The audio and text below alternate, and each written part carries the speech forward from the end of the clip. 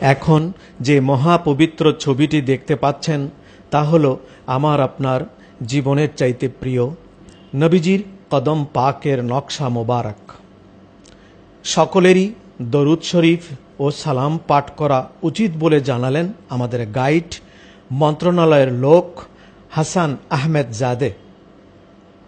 তিনি বলেন সকলেরই দরুদ শরীফ পড়া উচিত, তাই আমরাও সেখানেই দাঁড়িয়ে দরুদ শরীফ পড়লাম। আল্লাহুম্মা সাল্লি আলা সাইয়্যিদিনা মুহাম্মাদিন ওয়া আলা আলি সাইয়্যিদিনা মুহাম্মাদিন ওয়া সাহবিহি আজমাইন।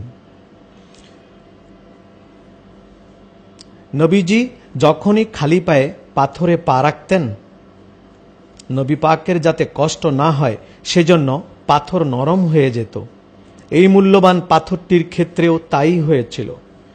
নবীজি পবিত্র কদম পাকের নকশা দেখতে পেরে এবং চুমু খেতে পেরে জীবনের সবটুকুন চাওয়া পাওয়া পরিপূর্ণ হয়েছে বলে আমাদের ধারণা। এবং নবী পাক সাল্লাল্লাহু আলাইহি ওয়াসাল্লামের কদম মোবারকের নকশা এই পাথরটিতে, সেই জন্য স্বর্ণ দিয়ে তোপকাপি প্যালেসে সুলতানগণ এই পাথরটিকে এভাবেই বাক্সবন্দি করে রাখে। কখনো কোনো সময় কোনো কারণেই পাথরটি ভেঙে গেলে আবার তার দিয়ে তা এভাবে জোড়া লাগিয়ে রাখা হয়।